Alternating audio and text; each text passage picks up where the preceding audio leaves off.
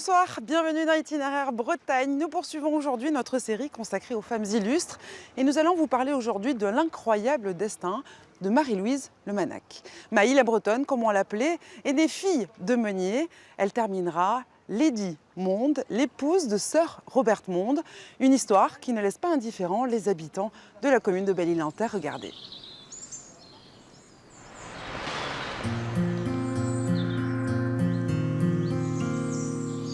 C'est ici, sur le domaine de Quatennos, que le destin de Marie-Louise commence à se dessiner. La petite Maï, née en 1869 au sein d'une famille nombreuse et peu fortunée de meuniers.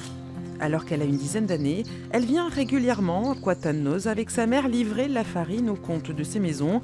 Le château est alors en construction. Quand elle accompagnait sa mère ici, elle aimait venir jouer avec les princesses de son âge ici. L'enfant, souvent vêtu de haillons, fait alors une promesse.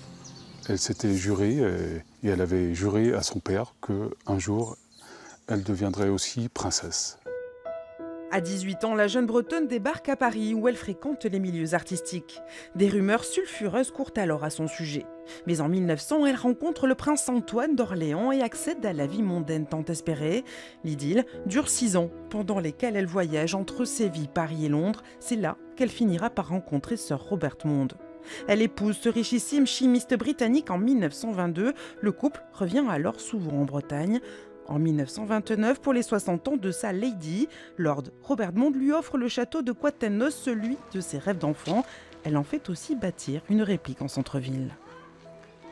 Ici, c'est l'endroit où vivaient ses parents dans leurs derniers jours. Lady Monde met aussi sa fortune au profit de sa commune. Elle y fait construire une nouvelle mairie, une cantine pour l'école, mais pas seulement. Elle a fait construire également à Belle-Île la gendarmerie, elle a fait construire la poste et elle a œuvré aussi beaucoup sur la défense de la culture bretonne et notamment des jeux. La petite fille du meunier n'a pas oublié ses origines. De retour dans son pays, Lady Monde va beaucoup faire pour la langue, le gourane et la culture bretonne. Celle qui devint une des femmes les plus riches de son époque repose désormais aux côtés de son époux dans ce somptueux mausolée construit sur les hauteurs de Belle-Île-en-Terre. Maï la Bretonne, Lady Monde décède en 1946, laissant sa propriété à l'abandon. À peine 25 ans plus tard, un journaliste lui décrit un château qui tombe en ruine. C'est le château de Quatennos derrière moi. Regardez.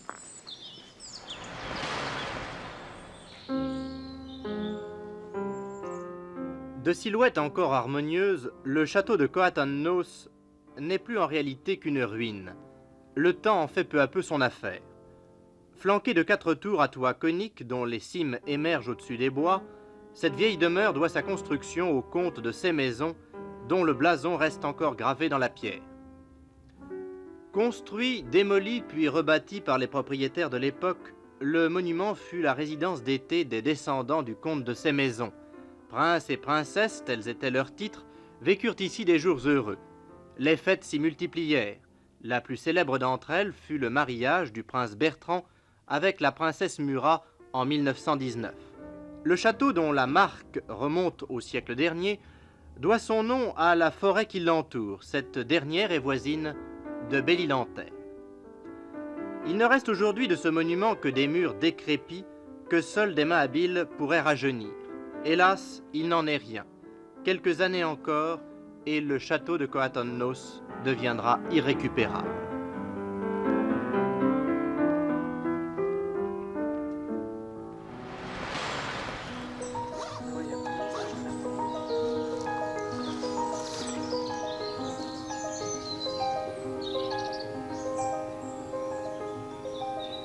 Bonjour Monsieur Moreau. Bonjour madame. Merci de nous recevoir dans votre château puisque vous êtes l'heureux propriétaire de ce château de Quatennos, un château que vous avez acquis en 2011. Comment s'est passée cette décision d'achat? Vous avez eu un coup de cœur pour ce Ça bâtiment. ne peut être qu'un coup de cœur ou un brin de folie. La première chose qui m'a attiré, c'était cette architecture qui est un peu spéciale. Et quand on découvre la raison par la suite que ce château a été dessiné par une femme, la comtesse de Sémaison elle-même, qui en a fait les plans et qui a suivi la réalisation et la construction. C'est fantastique. Il a ce petit côté féminin que peu de bâtisses peuvent avoir. Et vous êtes lancé tout de suite dans des travaux impressionnants. Il y avait urgence parce que à cette époque-là, il était en phase d'effondrement déjà. Les grosses poutres que vous avez vues étaient déjà affaissées sur le point de bousculer la façade nord et de l'écrouler. Donc toute la toiture, tout s'effondrait avec. Il fallait faire vite. Vous et votre épouse, vous avez le goût aussi des vieilles pierres et du patrimoine. Ça a été un des éléments déterminants. Oui, les vieilles pierres ont toujours quelque chose à dire. Faire vivre ces vieilles pierres, c'est magique quand même, il faut l'avouer, vu le succès que ça a aujourd'hui. Vous avez choisi aussi d'ouvrir cette année votre château justement à ce public pendant les Journées du patrimoine et ça a été un vrai succès. Ah, c'est pas un succès, c'est un tsunami. Je savais qu'il y avait beaucoup de gens qui étaient intéressés, mais à ce niveau-là, non. 2000 personnes se sont rendues ici. Ce week-end-là, ici, vous ne pouviez pas mettre un pied devant l'autre, c'était pas possible.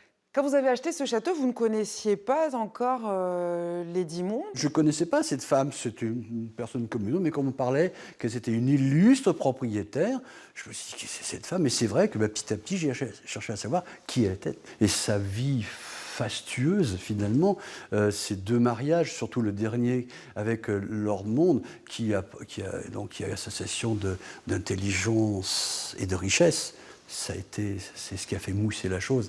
Merci, Monsieur Moreau. C'est moi qui vous remercie, Madame Villaverde.